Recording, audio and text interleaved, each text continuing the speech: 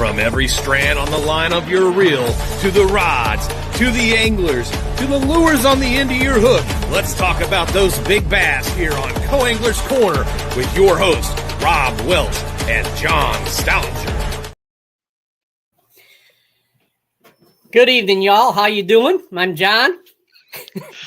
Now you got me throwing off, man. Hi, y'all. Arcade Rob here hanging out with you. Got me disposed all backwards there. All right, go ahead, man.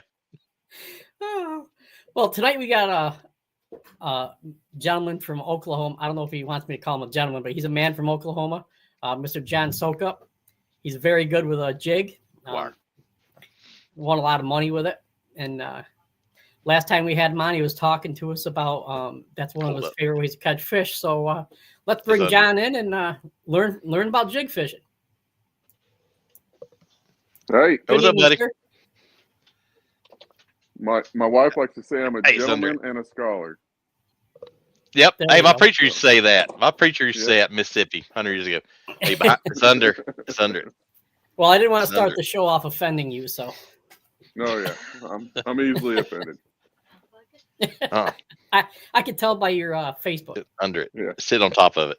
All this Canadian cold that's come down here has just turned us all into hockey. We're just ready to fight. You know? Just ready to get mad at I believe it. and, you know. Did you see the All-Star game? No, just the highlight. Yeah, same here. But no, John, if you don't mind going through and telling a little bit about who you are, and let's get into the jig fishing. Yep. Yeah, I mean, when I'm not saving marriages with marriage advice, I like on social media. Yep. I like to jig fish. I grew up jig fishing. I fished. I fished a couple years in the elites. I fished the MPFL. I fished Forest Wood Cups and BFLs and everything in between. So most people know a little bit about me there. So, but as far as fishing goes, even though I have used a live scope and know exactly how to, destroy some fish on that, I grew up old school fishing. My dad put a jig in my hand at a very young age, and I think there was probably a couple decades of my life that's all I had on my deck going to any kind of fishing event, whether it was just fun from the creek or where it was a jig. So yeah, I've got an assortment after you called and said, let's do jig. I just grabbed a bunch of stuff out of the truck. I wanted to get my boat and get my actual stuff, but it's got 6 inches of snow and ice on it right now. So just pulled I just want to say some thank you stuff for out. taking the snow from us. Yeah, we robbed it. Yeah. Yeah. No, so go ahead, Rob. Yeah, there's still a bunch of guys here in like Central Kentucky. There's a couple old school guys. They throw a jig year round. No matter where they are, they throw a jig year round. And they do pretty good. If they're in the top 5, jig bite was on that day. Well, there is a lot to a jig. That's why there was so many jigs similar. And I don't have everything that I'd like to have, but I've got 12 to 15 different kinds of styles of jigs here and colors that I use. I guess the basic concept of what is a jig. I mean, a jig is just a lead head or tungsten now. We got tungsten heads onto some kind of hook, usually a straight shank. Depending on the style of fish that you're going for or the cover, it's going to will determine like the gauge of the hook. It can be light wire or it can be heavy. And then typically you're going to have some kind of weed guard, even though there's times where we completely cut the weed guard off. And, when you come down to the head of the jig, that's probably where a lot of discussion comes into what style of head, where the eye positioning's at, whether it's horizontal, vertical, and what angle it comes out. And that all has to do with, what you're going to do with the jig, what kind of cover that you're around. And that's the thing that you got to identify first. What cover am I around? Am I around grass? Am I around rocks? Am I around, wood? Am I around docks? Am I around muddy bottom, a firm bottom, gravel bottom? Then what kind of structure are you around? Like, how deep am I fishing a ledge? Am I dragging? Am I hopping? Am I swimming the jig? You can swim a jig, and that's why the jig's been probably the most versatile bait from the beginning. I think if you asked any pro, and even think about it now, even the jig head minnow, it's a jig with a minnow on it. Yep. I don't have any one of those laid out, but any pro will say if you can only give them one lure that they'd have to use year round, it would most likely, I think 90% would say it's a jig, because you can do so many things with a jig, you know. Yep.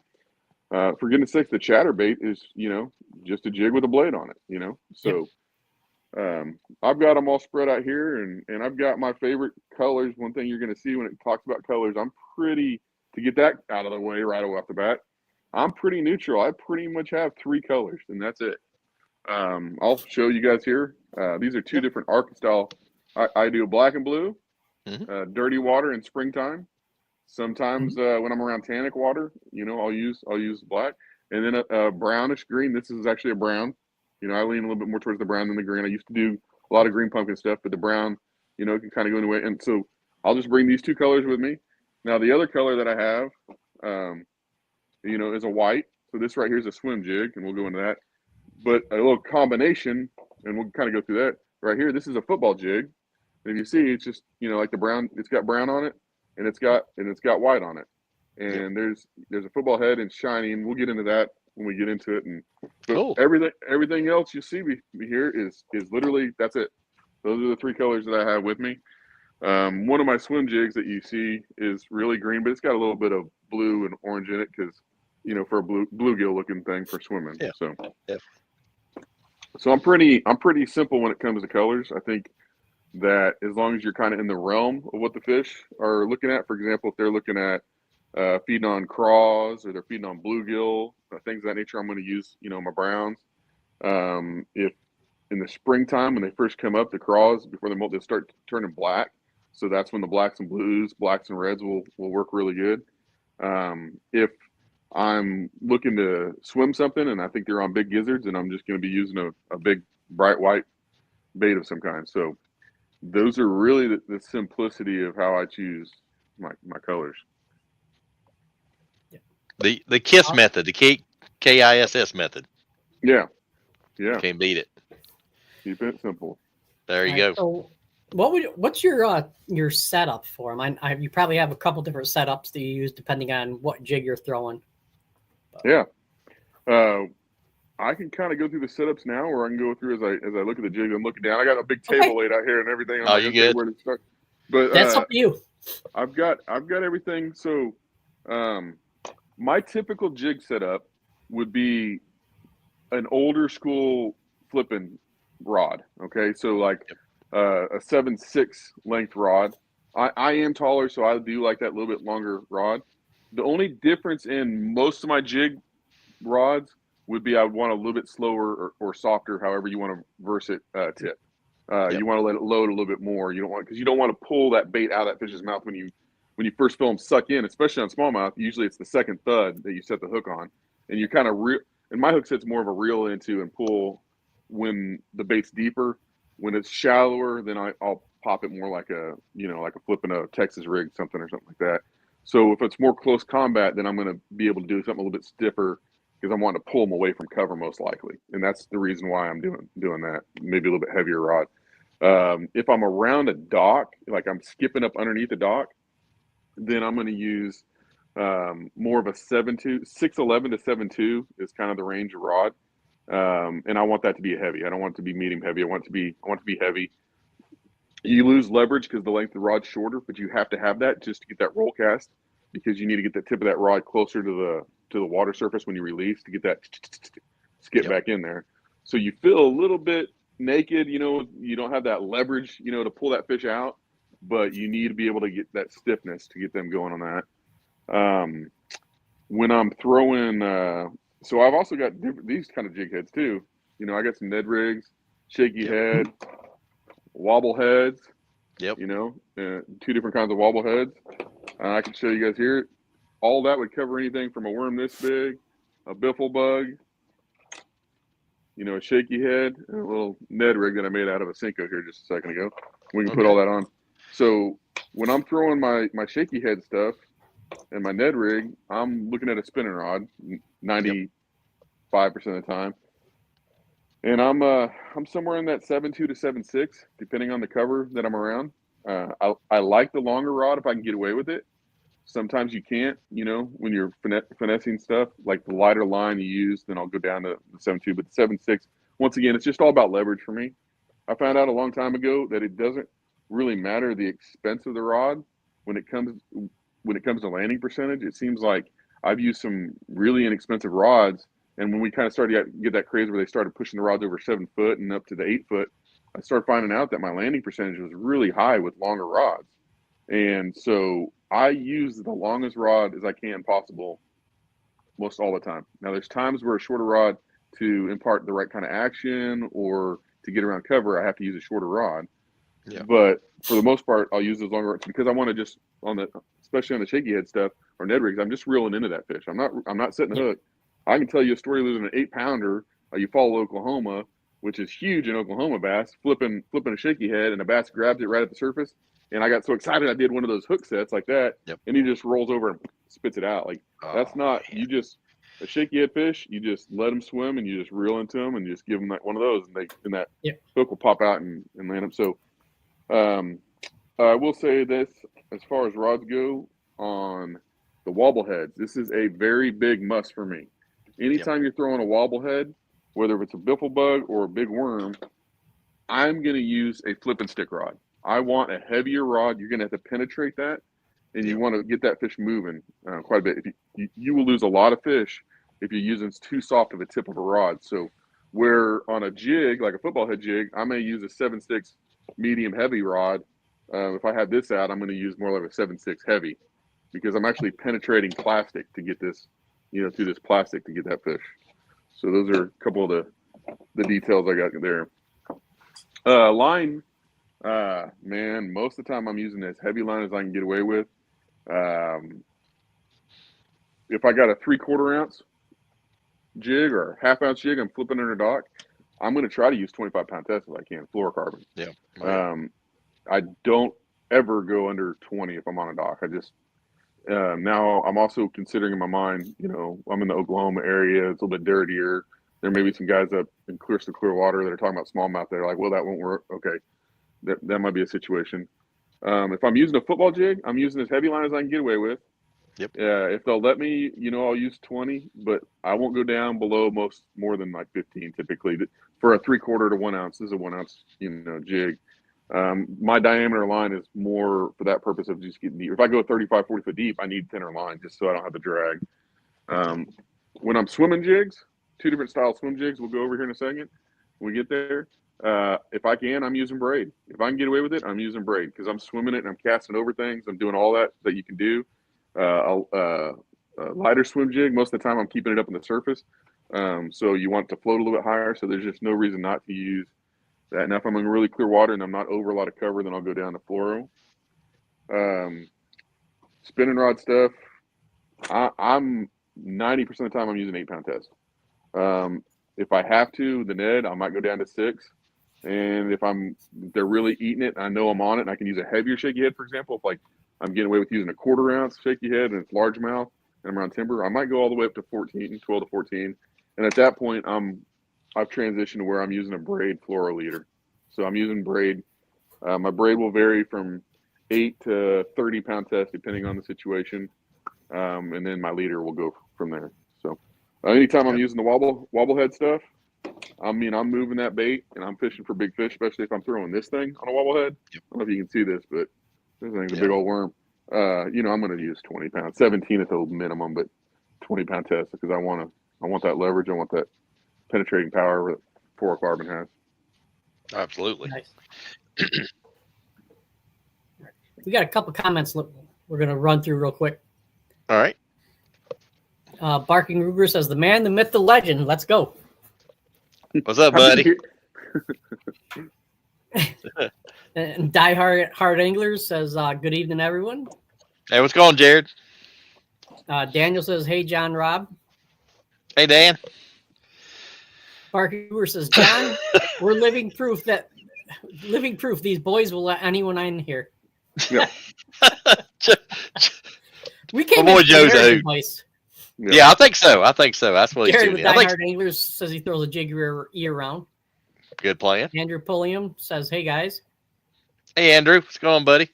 And the man himself. Yeah, Jerry May says, what's up, folks? John, you suck at fishing. He's joking, of course. He says he's a fanboy and still want waiting on a T-shirt. Okay.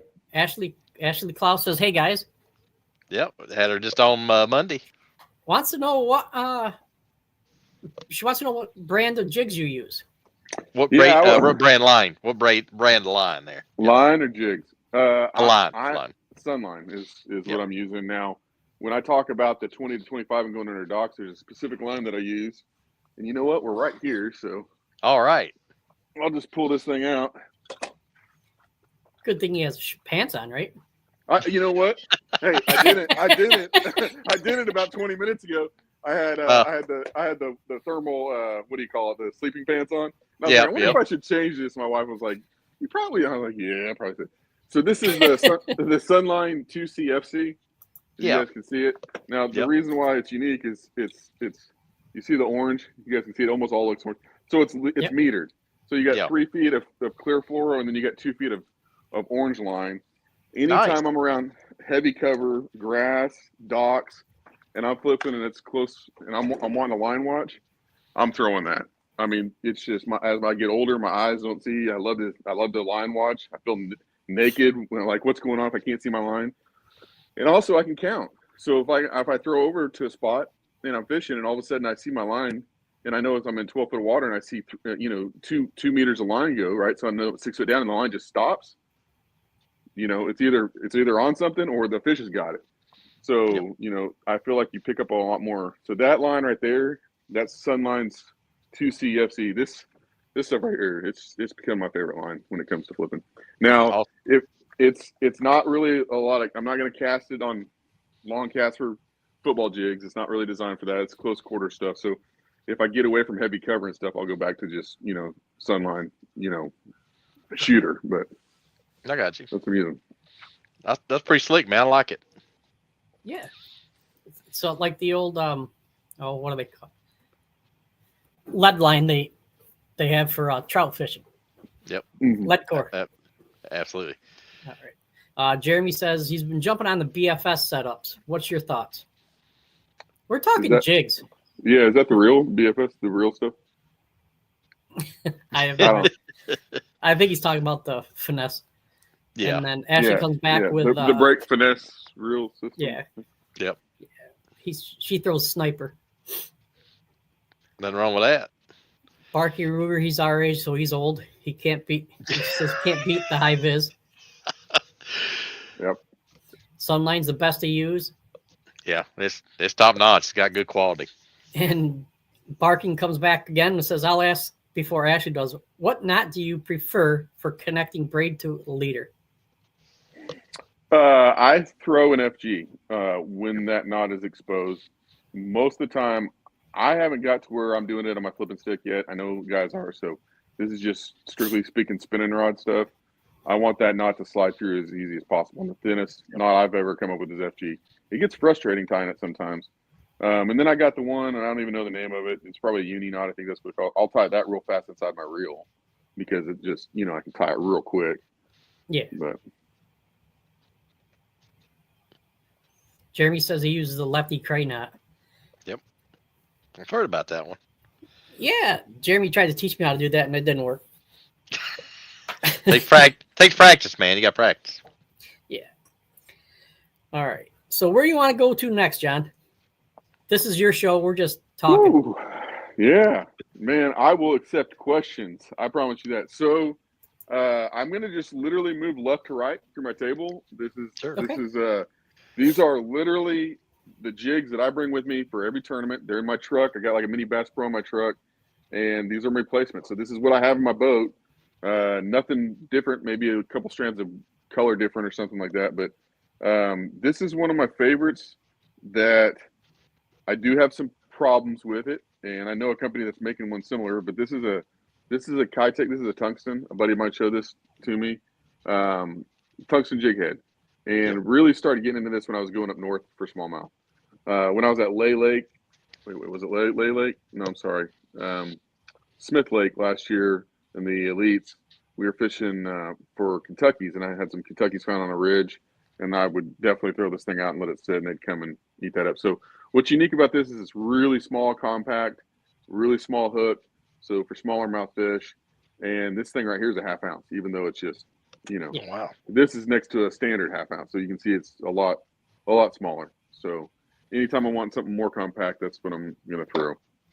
I've got it in 2 colors. Once again, go over the colors. I got brown and I got black. And that's it. Sorry. I'm sorry. I lied to you. I didn't mean to. Also in my boat, typically, actually, what I have in my boat is I've got the same black and brown, but then it's got some chartreuse strands because I really like throwing that when I'm around smallmouth. And when I don't feel like I want them, I just pull the strands out and it looks like that. Oh, cool. So, now, swim jig fishing. One of the coolest ways to catch fish anywhere. I mean, when I was just down in Rayburn, if the water temperature hadn't dropped 20 degrees, there was a monster swim jig bite that we found on the last day of practice. Caught some big ones, shook off some big ones. But this, by far, is the best swim jig that I've ever found on the market. The 100% best. And you're going to see, I've got all sorts of different brands and stuff, but this is the West Logan Arc jig, all right? Yep. Arky swim jig.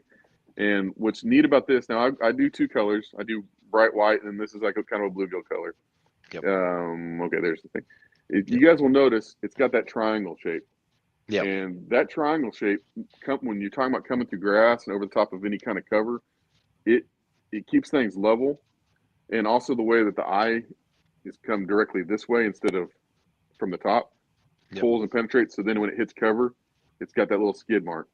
And you can you can challenge yourself, pick this thing up. I throw it most of the time. I'm going to throw it with a big paddle tail, like a 5-inch swim paddle tail. I may put on just like a chunk. This is, a chunk trailer. I may put on something like that. And I may put on a crawl. If I throw a crawl, typically it's a bigger crawl.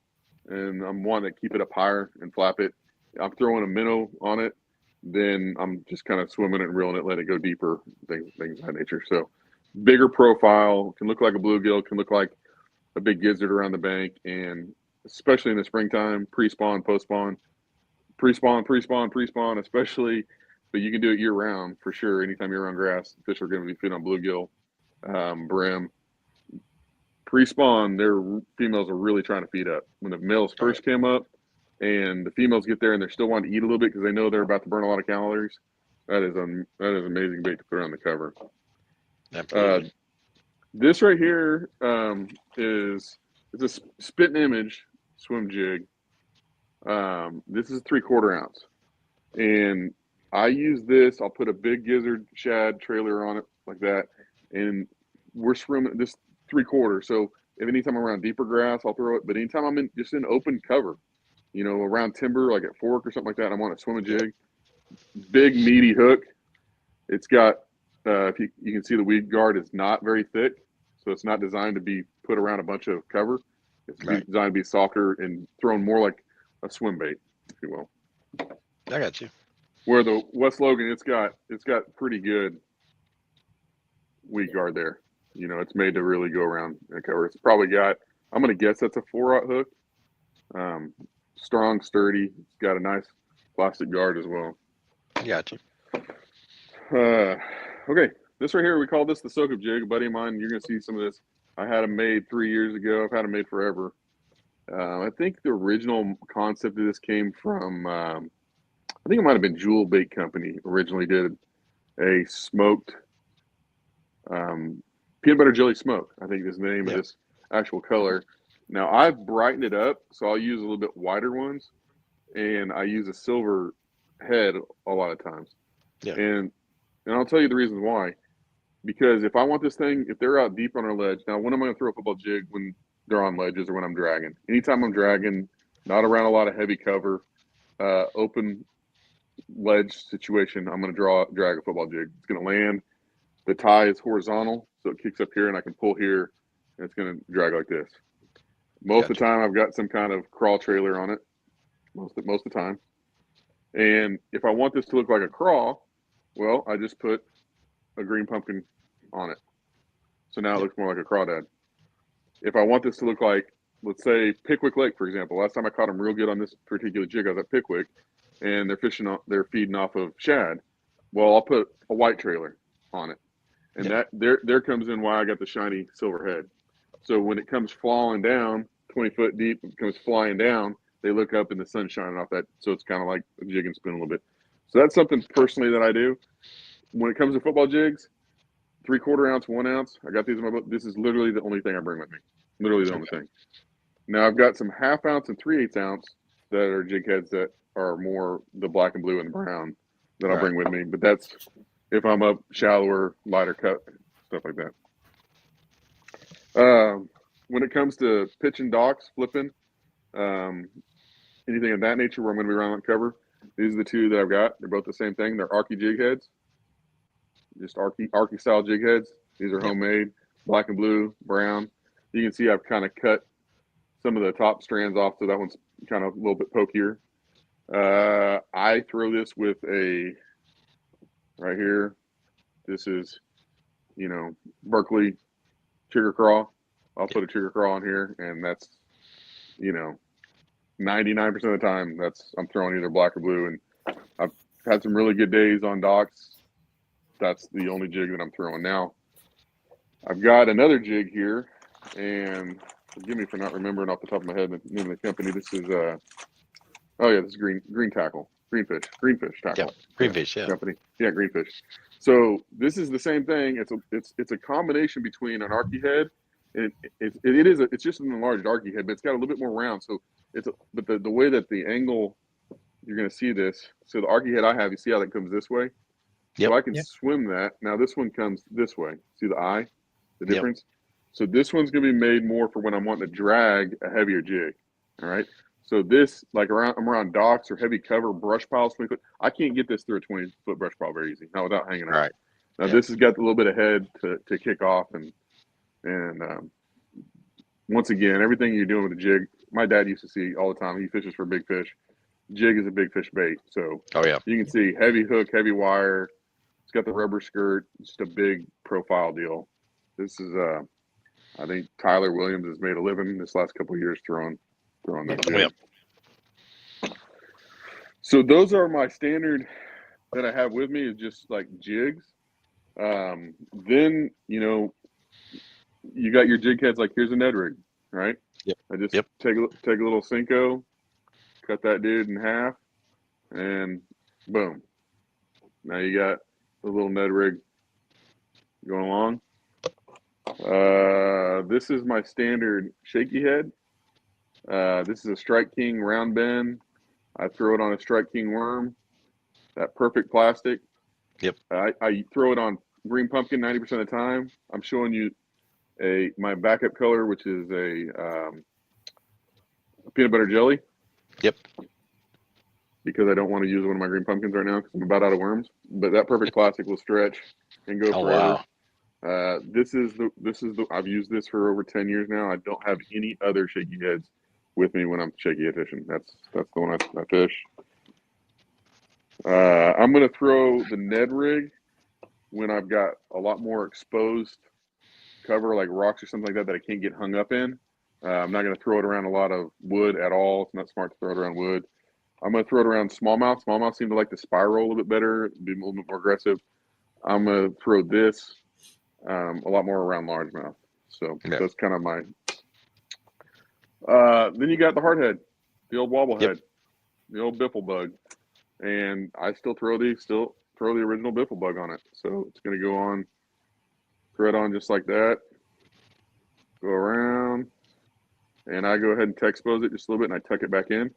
Yep. Like that, and you wobble that thing on the bottom. You can swim it a little bit as well, and man, fish love that thing in the spring. Now, summertime, you got a wobble head here. This is actually tungsten, so this is actually a 1 ounce head, big 6/0 hook.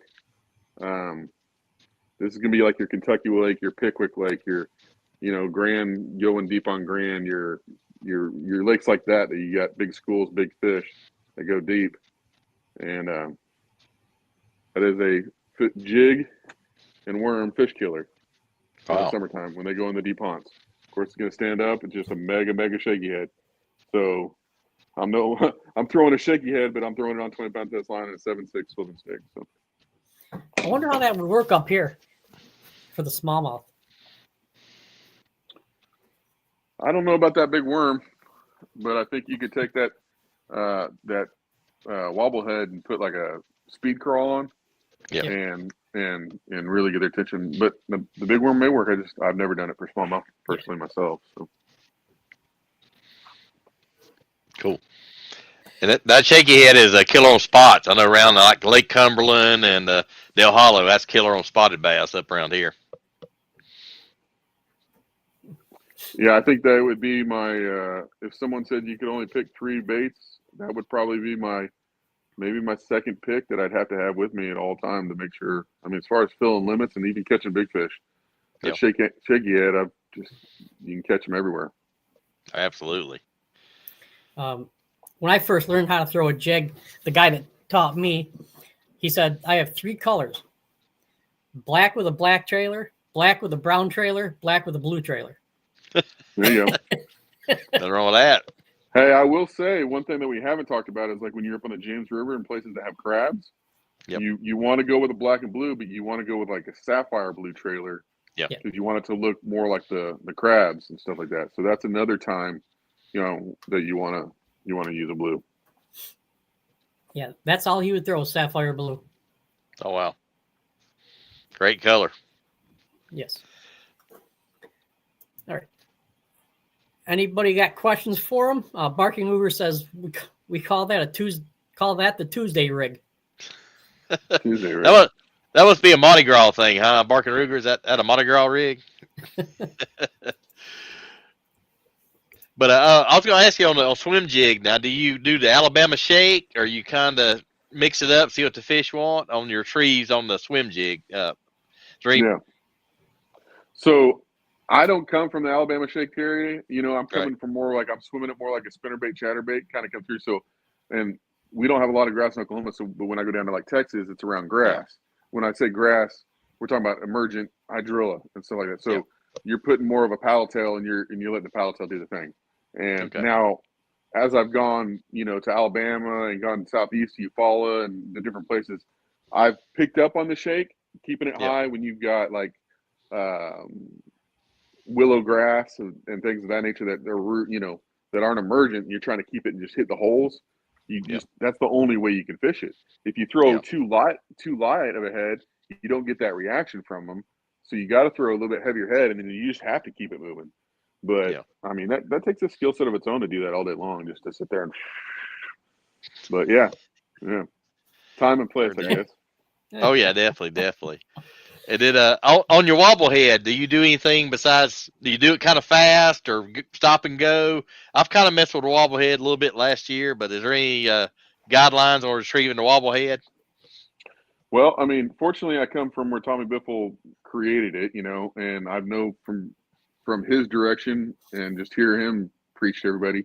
He says cast it and reel it, and I try to do that like a crankbait a lot more, but I've got to where I can throw it just like a typical football jig and just let it sit out there and then just drag and stop and drag and stop. So there really isn't a wrong way to fish it, and that's what's so cool about it. If you want to tick every rock, you can tick every rock, but you can also take it and just swim it like a crankbait and have it bounce off and shoot off and reel off, and that's where you get those reaction bites. So at the time where the jig bites, tune down, when you start stroking a jig, like when you start stroking a football jig, at the same time that you can take this and use this right here is a 1 ounce head. You can throw a 1 ounce and you throw it in 5 or 10 foot of water, that thing's going to move fast. And so you're moving it pretty dang fast and you're trying to create a reaction bite.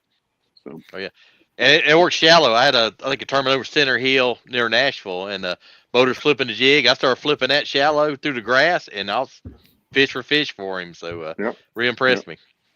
I had a really unique situation happen years ago when the wobblehead first came out, and I went into a creek. This is just a Bass Nation tournament. When I went into a creek where some fish were setting up on some stumps, cold water came in. The fish were gonna spawn. They're still there, but I was the third in line on a 150-yard stretch, and we were literally boat to boat to boat. The boat in front of me had his trolling motor on the guy's motor, and I had we knew each other, so there wasn't a conflict there. And so I'm like, I can't flip the standard thing that everybody else is flipping because they're flipping in front of me and they're all good flippers. So what I did, I love you too, John. That was awful sweet of you. I took a wobble head and actually put a chigger crawl on a wobble head, and I would flip the stumps, and old school bump the stump, kind of like the old school bump the stump with a spinnerbait. I would kind of let that wobble head settle down next to that stump, and I kind of pop it, and it would hit that stump, and I could feel it go, and it would tumble in the roots, and then boom, the fish would grab it. And I mean, I had my limit behind everybody really fast. So it's something I haven't done for a while, but it's definitely, anytime you're trying to get a reaction, the wobble head's a good option. And you got a ton of cover. Absolutely. Put that into my arsenal this year. Absolutely. And I got turned on to wobble head because I got a friend of mine. I think I called him after Dale Hollow or something. I said, "Hey man, how'd you do?" He says, "I didn't do her for damn. My co-angler schooled me all day." I said, "What was he throwing?" "Wobble head." Wore him out. I said, you should have asked for one. He probably gave you one, But I think jig fishing in general, one of the most important factor to pay attention to is rate of fall. And if you're reeling horizontally, then it's the speed, because that's going to judge the speed. But for the most part, I've always been a guy to throw a heavier jig than people. And the old school guys that I was around did the same thing, and they got big bites, they got reaction bites. I think that it's something that we kind of get away from a little bit now, but that rate of fall is more important, and that's why you'll see most of my stuff. 1/2 ounce is my smallest thing I got out here, Right. Makes sense, and plus you get to the bottom quicker too. So I mean, I think that's a plus. That's pretty much the same way I am. I started out throwing a 1 ounce jig, so because everybody else was throwing 3/8, I'm like, no, I'll go with an ounce. That works. Yeah. All right. Barking Rooster says, sprayed grass color. Yeah, that's good down in Louisiana. Yeah, I hear you, brother. Yeah, I've been whooped by sprayed grass before from a guy that was a co-angler behind me. Yep. Wow. They're going to look like a bluegill, the purple and blue and the green on it. Yeah. Max 813 wants to know what your best jig, or what's your best jig advice for Floridians? Floridians. That's going to be hard. Yeah, you've got two different kinds of. You got two different kinds of jigs there. I mean, you got an opportunity to swim jig like crazy in Florida. Yeah. And so, I would say the best jig advice in Florida is learn how to. I mean, I would probably have a 5/16 and maybe a 1/2 ounce jig on. I'd probably have one right next to each other and be picking up, and I'd be rolling. And you just put the trolling motor down and roll. And the thing is, just don't put it down until you learn how to get bit on it. Because I know that seems simple. I guess that's the time on the water thing. But I think in Florida, if you put a 5/16 ounce and a 1/2 ounce jig on and swim jig, when I'm thinking now, I'm thinking swimming through the middle of the Kissimmee grass. I'm thinking about swimming around the cypress knees that are on the inside of it. I'm thinking about swimming around the pads. And you get a few bites. Usually, if you get in an area where there's fish, you may not catch the big ones if you're doing that, and you might, but they're going to tell you where they're at. So once you've identified where they're at, I will say Kissimmee grass, the edge, I won a tournament down in Florida, and I was throwing a 3/4 ounce weight. Now, I wasn't throwing a jig, but you could have thrown a heavy 3/4 1 ounce jig on those, like 5 and 6 foot to 8 foot deep Kissimmee edges, grass edges. A lot of times there'll even be shell out there behind it. So those would be the other, punching into that kind of grass and flipping that would be a deal. But yeah, once you've covered all the water with a swim jig, and you may be getting the female bites. If you're getting the females, then you don't have to slow down. You can keep covering water, but then you can kind of come back and you can soak a jig more in those areas and pick those areas apart. So that makes sense. Yeah. All right. Any other questions? That's it for now. Okay. Yep. All right. So, when do you decide? Is it the cover or structure you're throwing? Is when you decide what rod to use? Yeah, Whether I mean, first thing, the more parabolic or a stiff. Yeah, first thing I'm going to identify is what cover and structure that I'm fishing. Then that's going to tell me what lure I'm going to pick. It's just going to be a tool to me. Yep. And then once I know what tool I'm using, then I identify my rod and my line size. So it's gonna go in that order. Okay. Okay. Now, what's the most weird thing you caught on a jig? I think I caught a big snapper turtle one time in Mississippi. But what's the weirdest thing you've picked up on a jig? The jock strap, 100%. Oh, no. Wow. Yep.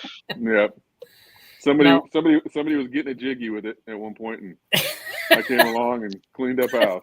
So hid the evidence. Marital advice: get rid of the evidence. Yeah. Throw it in the lake. Somebody get it with a jig later. They'll clean it up later. Oh my goodness. The first fish I ever caught on a jig was a sunfish. It was I throw in a 1 ounce jig, and I don't know, but I actually hooked it through the mouth. I looked at him like, huh. Oh, yeah. He's a hungry little feller. Yeah. No, you're right though. You can't really go wrong with a jig. I mean, if you want to sit there with it all day in your hand, you're going to get decent fish. Yeah. So. Yeah, I remember I followed Denny Brower back in the day. That tells you how old I am. He always said it jig brings you a better quality fish. You can catch them spinner baiting or cranking, and compared to jig fish, your jig fish is always going to be heavier. That's what he always said. It always seemed that way. Yeah. Now the one thing we didn't. Go ahead, Rob. I'm sorry. No, go ahead, man. Go ahead. I said the one thing we didn't really talk about is reels and reel speed. Yeah, that's true. Yeah. So most of my close encounter, big flipping baits, I'm going to throw as fast a reel as I can get away with. For me, I throw arc reels, so that's 8 to 1. I've never messed around with any of the 9 or 10 gear ratios myself. I'm not going to throw anything less than a 7 to 1. I'll tell you that. But the reason is if I'm flipping, I want to get that thing pitching at least. I want to get that thing back in as quick as possible because that allows me to make more casts. Also, if I'm pitching, most of the time, I mean, goodness sakes, where I'm from, I'm fishing from 0 to 2 feet, 3 feet, maybe 8 foot in different places. And how many times you flip over there and that fish just starts streaking? You need to be able to catch up that fish as quick as possible and get the hook set into them. So I'm using a faster gear ratio reel. Swim jigs, same thing. I feel like I can always slow that jig down with the faster reel, but I can't ever speed it up unless I have that speed. And swim jigging, you're gonna have to reel it fast, quite a bit. So especially if you're doing that Alabama shake, I mean you're shooting that thing. Now with that being said, the opposite is if I'm dragging. If I'm dragging out on a ledge, and I really need that bait to sit and settle, I may tone down my reel if I'm being impatient. Yeah. All right. So I would prefer to still use an 8 to 1 reel because I want to be able to catch up with that fish. Even when they're deep, let's say they're 25 foot deep, I cast out 80 foot, one picks it up and starts swimming off or swimming to me. I want to be able to catch up to it and set the hook. Now, that being said, if I'm being impatient, which is a lot of times, I'm reeling, the more I'm reeling, the more line I'm pulling away, and I'm not letting that jig settle in and drag. So that's when I'm going to go down to like a 7 to 1 gear ratio reel. I don't really personally go down to like a 6-3 to 1 or anything like that for myself because I still want a little bit of that speed because I think that helps with the fish hook and landing. But once again, it's so that bait will settle, and then I try to do my best to make sure I'm moving that jig with my rod tip and picking up line and not getting in a situation where I'm dragging. Because a lot of times you'll fool yourself and you'll hit a rock or hit something periodically. But once I've done 3 or 4 of these, I've moved that bait 12, 15 feet, and I've only felt 2 bumps. That means that jig was going. Now, if they're on that bite, great. We got it figured out. But if I'm really having to jig, and count as I'm dragging along, or if I'm needing it, I mean, last year was the year of dead sticking the jig. For me, I can't believe how many tournaments I had. I had Pickwick. I had a 23-pound day. I take the jig and I throw it out there on that fish and just let it sit on the bottom. They weren't hungry. They'd go down and inspect it and look at it. And if I moved it, they'd take off. So I'd sit there and look and like, this is a live scoping thing. This is how I got one on it. So that's the only reason I'm not patient for nothing. People ask me, how do you fish? Aren't you supposed to be patient? I'm like, no, that's how I fish. They're like, how do you fish? I said, impatiently. That's my style. I fish impatiently, So, in a situation where I know a fish is looking at it, I don't want to reel too much. I don't want to take that fish away. So. Absolutely. A good point on dead sticking. I got big fish as a co-angler one year, and I found it by accident. I flipped out, and I had a professional overrun I was getting my loop out, picked it up, and there's a 3-pounder on it. I'm like, hey, light went off. Forecast later, I had a 5.6 on a dead stick jig. Yep. This is a true fishing story. I was fishing Bass Nation. I was a co-angler at this time, and this was back when the co-angler. I was probably a boater, but I drew out as a co-angler, or the boater pairs. And there's a gentleman in our part of the woods that could have gone pro if he had the opportunity. His name was Billy Lemon, and he was winning everything on Grand. And so I drew him for the second day of the tournament. He'd won the BFL the weekend before. He'd won the Bass Nation the day before. And so he'd won everything. So I was like, we're going to his fish, right? And he was throwing an A-rig but he could skip it behind docks and do all sorts of cool stuff with it. So we were going to his fish. We went to Grand, and by like noon or 1, we had like one fish in the boat. They just, one of those things where the day changed, right? Completely changed. So I was dragging a jig and not getting bites. So I didn't have much tackle. So I was like, I got to do whatever I can to try to get bites. So I remember sitting down, getting my reel out, stripped all my line, took all my line off, and I put 15-pound test line on, which is, for me, is light when you're talking about jig fishing. And I'd gone through all sorts of different jigs, different sizes, and I ended up going to a 1/2 ounce hard head with this same green pumpkin biffle bug on it. Same thing happened to me. I'm fishing behind him. Now he's getting a little bit, more antsy as he's kind of flipping docks a bit more and trying to move and try to figure things out. And I skip up under a dock, and because I new line or whatever on, right? Thing balls up on me. Well, by the time I had it picked out, we were like 2 or 3 docks gone from where we were at, because he's not, he's fishing. And I pick up and it's heavy. And I'm like, no way. We haven't got a bite hardly all day long. I set the hook on that thing, and it was a decent fish, 3 or 4 pounder, and I put it in the boat. And then I realized, it's like, oh, they're still here. You just got to let it sit. So I'd throw out there and I'd drag. And as soon as I felt anything that felt like wood or cover, I'd didn't even hit my reel and just feed it on as the boat's moving, just sit there. And I'd feel and I'd feel and I'd feel. And then boom, pick up and swim. Ended up having a really good day that day. I don't remember exactly how much weight I did, but I caught a limit, and it was a solid limit, and did it all behind a really good fisherman. And it was 100% the dead stick. 100%. Oh yeah. I said I found by accident sometimes, but it's like, oh yeah, that's how they want it, and it clicks. Just especially on those cold fronts. On those cold fronts.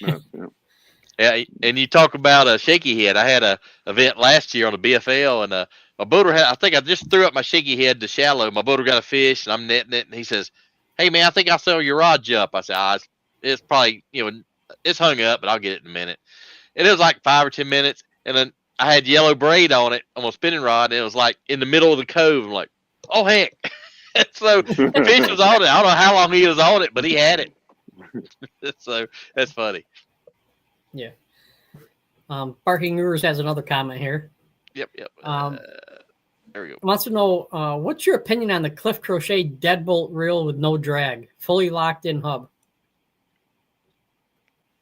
I don't know anything about that, but if you ask me about drag and everything we've talked about, I don't want any drag on these heavier.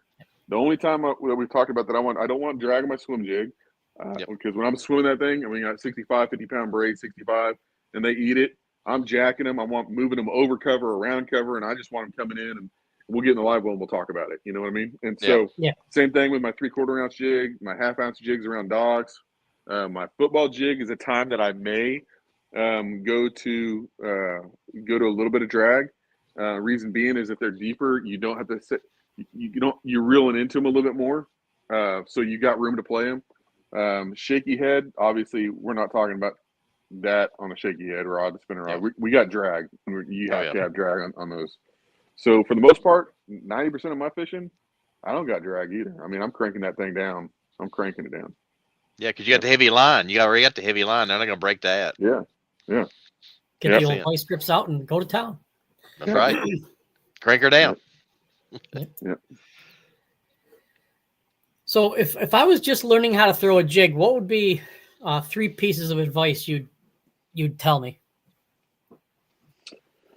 Okay, so I would definitely want to talk to you about the rod and line you're using. It's very important because you're going to get your heart broken if you're out there with an ugly stick, trying to throw a jig like we're talking about. So you want a medium heavy to heavy rod, all right? You want a little bit heavier line. Talked about the reel. But, okay, so after that, that'd be one. The second thing that I would tell you is when you throw your jig out, if you're throwing at an object of any kind, you want to throw just a little bit past it. So it's the approach, past it. And then you want to feed your line out.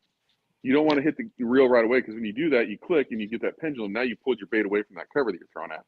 So, and you don't really want to move it until you know that it's completely settled to the bottom. So you need to learn how to count line, watch line. So you throw out there, go ahead, keep your reel, don't engage your reel, watch your line come down, and kind of know, start the old counting method like we've used to do it forever. Know that you're kind of fishing 10 foot deep. It's going to take about 10 counts to get down the bottom. And I think a lot of people that aren't really good at jig fishing yet, haven't established, they start moving that bait before it's really even settled to the bottom.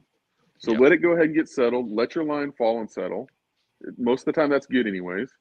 Now watch for it to swim off, because a lot of times you're going to get a bite on the fall. So watch for that. Engage your reel and then lift up and pull with the rod tip.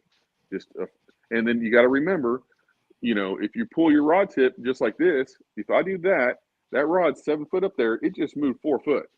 Yeah. Right. Which means your bait just moved 4 to 6 foot. So, you're doing little movements, smaller movements. Now I reel left-handed, so that's why you see me doing this. So and you're picking up the line with your reel. So you want to keep bottom contact. You want to just count and find out what you're fishing for. So that would probably be, number 2. Yep. I would say the third thing, and man, these are just the way they come to my mind. And it's been important for me, is really watch when you're getting that bite, because there is a lot of times in jig fishing, and I would say the way that I fish and flip a lot, maybe 90% of the time, I'm getting a jig bite before it's even settled on the bottom. And so remember that, because it's all about efficiency and time if you want more bites. So if you're flipping up next to a tree and that thing goes down 2 feet and starts swimming off, and it happens again, now the fish are up sunning themselves for some reason. They're up high and they're suspended, and the rest of that cast is just wasted time. So, flipping, letting it fall down, no bites, you don't have to sit there and work anymore. Just reel back in, flip again. And then, so being very aware of in what water column you're getting that bite can be, I would probably say this when it comes to flipping jigs, I've probably won more with a jig or caught more bigger fish, and I had better days on the water just being able to identify that quicker than most people. And then that allows me, okay, it was the back corner of the dock, 2 foot down, 3 foot down, and 6 foot of water. I recognize that bite. Now I go run that pattern real quick, and I fish 100 of those poles while everybody else is still going in and out, And so I think that's probably one of the identifying where and how that bite's coming from, and being able real quick to repeat it is probably the third thing to watch out for. Absolutely. Max813 wants to know, how far away from cover do you work a jig before just reeling it back in? Yeah, I think that's exactly what we just talked about. It depends on the situation. For example, the opposite of what I just talked about is, what if you're getting it on the swimming it back? And let's say that they're suspended off the cover 15 feet off the cover horizontally. You could have your boat too close. You know what I mean? Yeah. So you're aware of that. Let's say you cast up to some willow grass and you're swimming it. You get past the willow grass. Well, there's some other emerging grass, and those fish just happen to be sitting out there waiting. Well, if you use your boat too close, now you're on top of them. So if I make a long cast and I got 30 foot of reeling in, all of a sudden, boom, I get bit by the boat. I'm going to try that a few more times, Oh, yeah. So it has a lot to do with where that bite's coming from. I'm paying a lot of attention. At first, you're just kind of guessing. You're filling it out. You're using your instincts. You're using the knowledge that you have.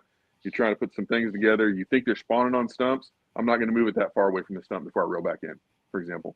If I think they're on and it's muddy water, and I think they're on gizzards, and I think I'm going to swim in through some grass, I'm not going to reel it that far away from that muddy water, because in muddy water, they're closer to cover.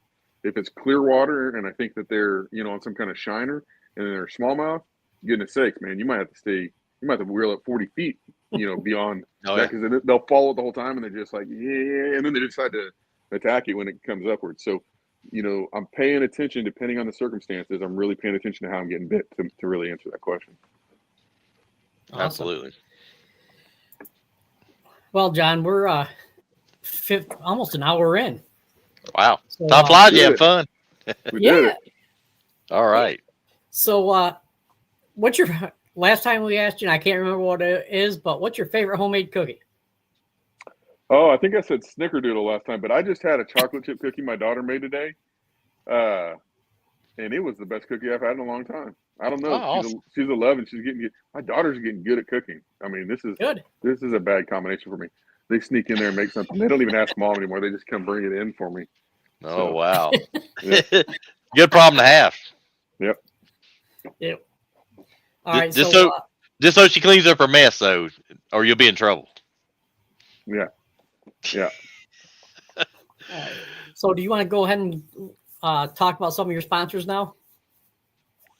Man, I don't have very many sponsors at the moment. I got, Save More is a company that I've started outdoors, and we're selling a lot of fishing tackle right now, but we're just kind of do overstock items. So if there's any kind of, which means we could end up selling anything, but we do have a bunch of fishing tackle at the moment.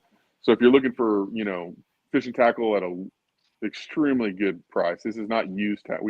This is all good stuff that we just got at a discount. We're passing that discount on.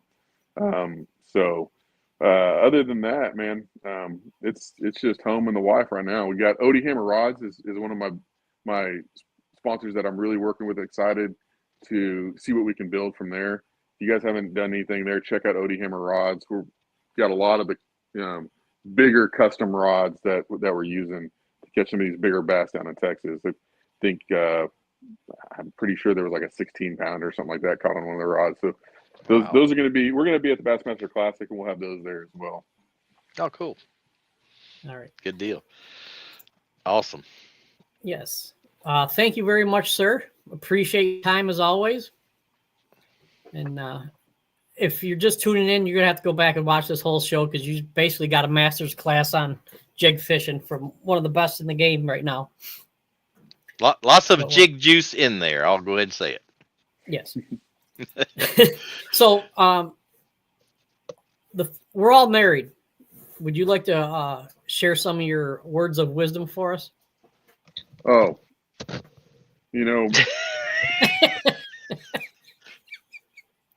Wait, let me get my pencil. Yeah. Wait. I'll share you some. I'll share you some wisdom. All right. Okay. Women love a men that clean. Women love men that clean. Yep. That's why I spend hundreds of hours organizing and cleaning my tackle to impress my wife. So that's what you can do. Good tip. Yep. Excellent. That's like gold, always, man. We do have a what do you want? I can't remember what I called it last night. A warning on here that if something does happen, we are not responsible for your marriage. Oh. Opinions shared on the show may be the opinions of others and not of the guest or the host. Yes. I do have some really good marriage advice on my fishing. You go to John Soukup Fishing Pro, whether it's Facebook or Instagram, and you guys scroll through some memes. There'll be a lot of memes every day, fishing memes, just having fun. Trying to bring. I don't know what's happened. I think it's the social media era the last 5 or 6 years. Just everything seems to get nasty. I give podcasters a hard time. I'll pick on some podcasters now and I love getting on podcasts where I can just talk fishing again. Like, let's talk Denny Brower and old school jigs. And not all this negativity out there. I mean, like, it's all Jerry Springer drama.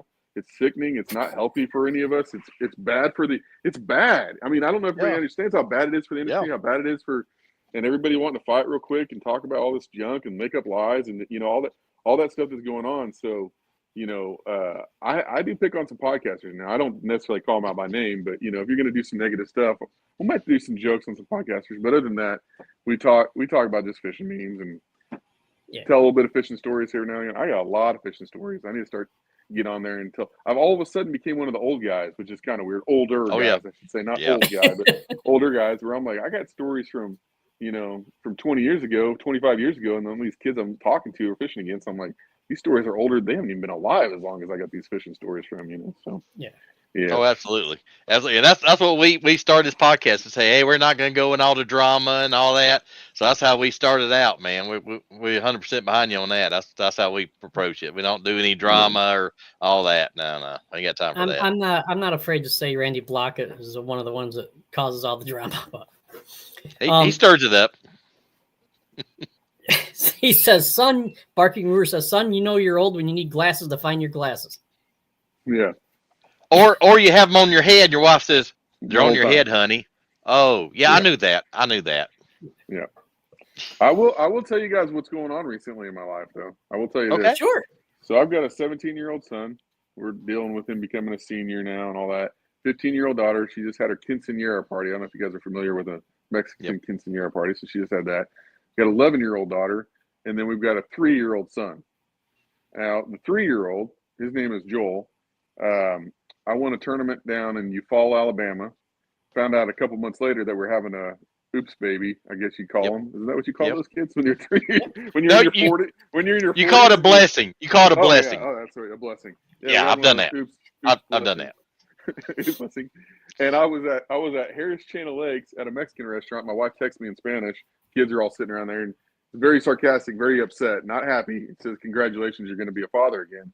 And I'm just like, am I reading this thing right? You know, like, because I don't speak that good of Spanish, but enough. I'm like, this is not. Look up, and it's dead serious. I'm like, what am I gonna do? Like, I cannot. And you know what? I end up winning that tournament.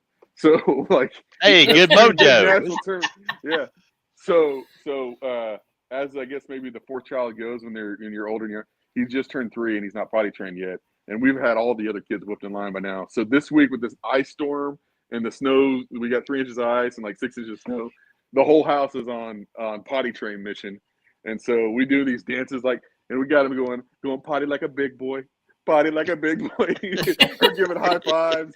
I've been dancing in my underwear.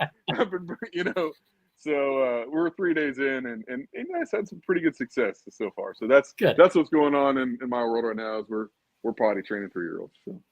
Awesome. And, that's cool. Hopefully we get to see you sometime on the final cut days of the Opens. Yeah, Kentucky Lake in a couple weeks, as long as we don't have any cancellations. I mean, there's a lot going on that it's, with everything that's going on cancellation-wise. I guess the river's up. We've got cold weather. It's trending to be nice, which means it will trend to be back down again by the time the tournament starts, with the spring up and downs. And I finished 129th at Sam Rayburn with our one day that we had down there. Oh, and man. It was that's not a good finish to have. It's not a good finish of the Opens. But at the very end of the last 5 minutes, I had a big one follow my jig out, another big one follow my jig out, and then I had one on that jumped off that was like 3.5. I think I finished with 11.5 pounds. I would have had like 13, which would have been the difference between like 70th place from 129, which would have helped a lot of points. Oh yeah. And then I'm like, okay, that's the difference between a 1-day derby and a 3-day derby. Is like if I had one more day tomorrow, I'm back here tomorrow, and I figured them out. Like I figured out they were okay. They're on what they're doing. I'm like, okay, but I didn't have that opportunity, so I've got to go capitalize. I got 3 more events to slide into the top 50 on the Opens. That's how they're doing it now. Once you're in the top 50, then you qualify for the EQs, and that's what we're looking at doing. Now, do they do start the points over when you hit the EQs, correct? Yeah, points start over. Everybody starts at 0. Yeah. Okay. Cool. That's why I don't have as much stress, and I guess I've been doing this long enough to know the ups and downs of fishing. So. Yep. And talking about the Opens now, since we don't have co-anglers, do you have ride-along marshals, or how are they doing that now? No, but I'm keeping my camera like I always have. So I have personally, I got a camera, and I've been through enough negativity with the camera situation to know, like, I've got a 360, shows the whole boat live well, making sure that it's tracked all the time. Cool. Doing my best to make sure that that's there. So if there's any questions, so like on the elites, that's the way they did it too, because we didn't always have marshals. They would they would pull your card, and I mean my card was pulled a couple times, maybe more than a couple times, at least 3 times that I could think of. They pull your card, download it real quick, and they're like, okay, we don't see anything, you're good to go, kind of deal. So, but on the Opens, I may be overlooking the rules. I don't think there is anything like that. So, but you're covering yourself doing that. You got yourself covered. If there's any questions or that's good. Good insurance, man. Good insurance. Yep. Because I'll tell you what. Last comment of the night is Barking Guru says, "Real fishing stories. It's all about potty training." Yeah. Yeah. I promise you get that 3-year-old potty trained before Kentucky Lake, and my wife's a lot happier, and I'm catching more fish at Kentucky Lake. I promise you. That's how that works. That's how that conversation goes together. Oh, absolutely. I got no doubt. How do people get to the do you have a website for your Save More? Yeah, it's just SaveMoreOutdoors.com. Yep. Okay. One of the coolest things that we have that I like is there's a frog that we developed. It's from a company, Mojo Fishing, but it's mine. And it's called the Hypnotoad. And we got that frog on the market, I think, for like $5. And we'll have it at the Classic again to show off. Wow. It's the softest. It's the softest frog on the market for sure. So if you're looking for a frog that's softer, you know, the skin is softer, so it hooks up better and floats a lot higher. We got a popping frog and just a normal frog. So if you're a frog fisherman, go check out the Hypnotoad. Yep. Cool. I'll have to look at that. Absolutely. That's one of the things I want to learn this year is frog fishing. So, all right, John. Well, thank you very much for coming on. Appreciate it. Thanks for inviting me. Yes. If there's anything we can do to help you out, let us know, and just enjoy the week. Get Joel potty trained. Yep. All right, guys. Thank you. All right. Thank you, buddy. Have a good one. Yeah, y'all need to check out his Instagram and his Facebook. He has some killer memes on there all the time, like almost every day. I mean, it's classic. Yep. We could have charged for this one. Man, there's a lot of jig juice on here. I'll guarantee you. All right, folks. Well, we're gonna take a day off, and we'll see you back here Saturday talking to Rock Holiday about getting sponsors from the back of the boat. Sponsorship. You don't have to be a professional. You can just be a run-of-the-mill guy, I guess, like Rock, who's leading our league in fantasy points right now. But all right, and he's good to get sponsors too, so he'll have a lot of tips for you. Yeah. All right, so everybody take care. Have a great night, and hopefully see you back Saturday. Thank you all. Peace out.